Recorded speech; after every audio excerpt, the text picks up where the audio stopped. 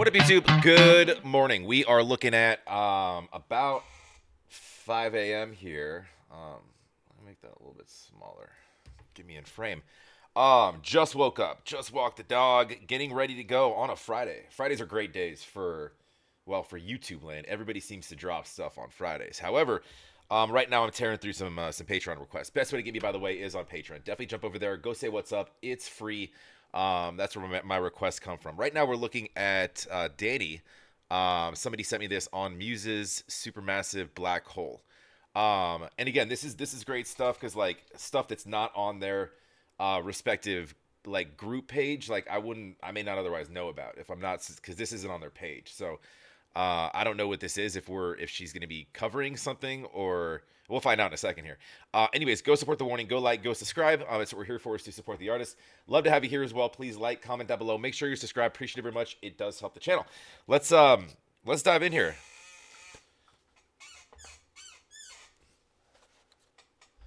We don't need WD-40. Let's go.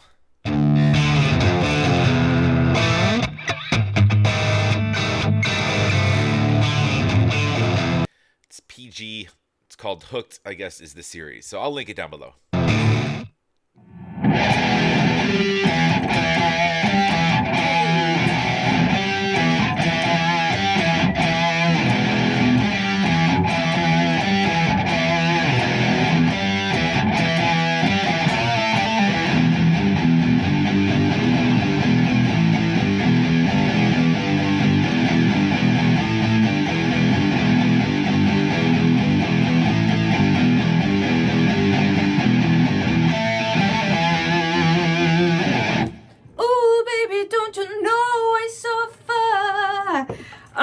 What a great song. What a great riff. I'm not familiar, I don't think, with that song. Maybe if I played the original, I probably should have done that first.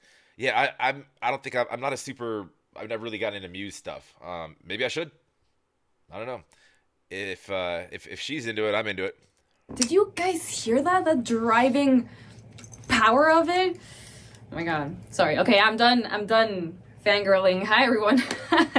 I am Dany from TheWarning, and I am here to talk to you about this riff and how much it has inspired me and in general for my guitar playing. This is the one and only Supermassive Black Holes by Muse on guitar, Matt Bellamy. Wow. Okay, I don't even know where to start with this riff and my journey with it. My general music beginning and my admiration for guitar actually was born from the Rock Band. I had an obsession with grabbing the plastic guitar and literally having a perfect score in every song that I listened to.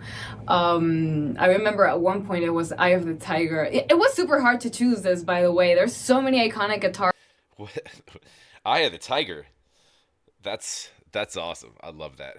riffs that inspired me along the way that it was almost impossible to choose. But I really wanted to go with a Muse riff. When I was tiny, we used to watch Muse concerts as a family, and the TV just like at full volume. Mind you, our neighbors, I think, hated us for the volume that we played music every day.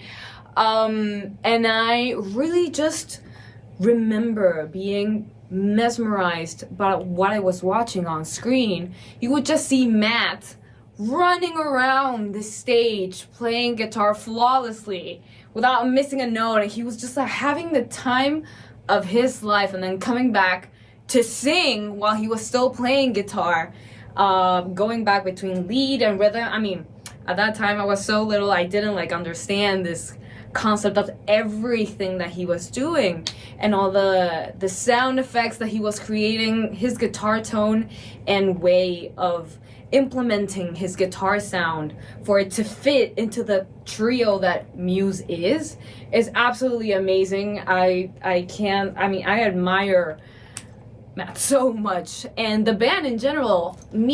It's cool to see her fangirling and kind of explain this stuff. If I was more of a guitar head and knew more about kind of what she's talking about and can relate a little bit more, I guess it would make more sense to me.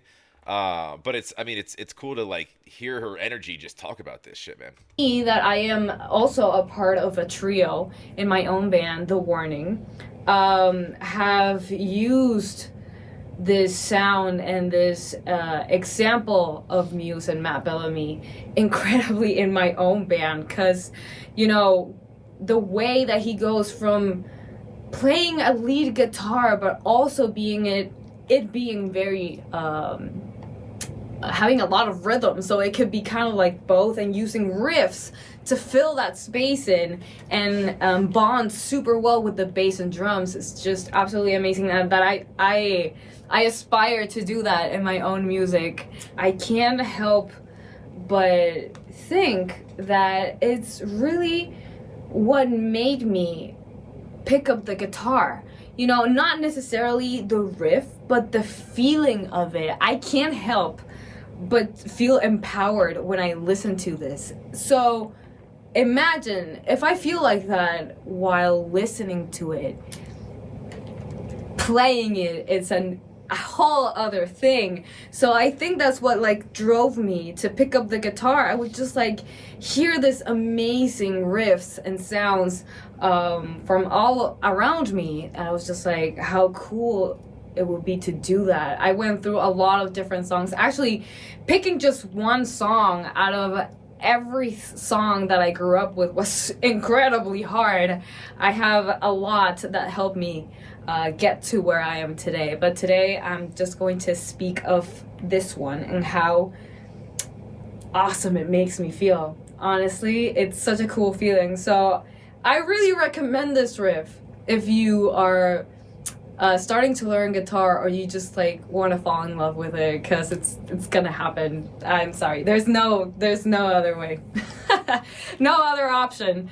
Anyway, so that is me on my one of my favorite riffs of all time. I hope that you enjoyed this. Thank you so much for watching, and guys, keep rocking and keep listening to amazing music. And if you guys hear any riff that I should definitely hear, put it in the comments.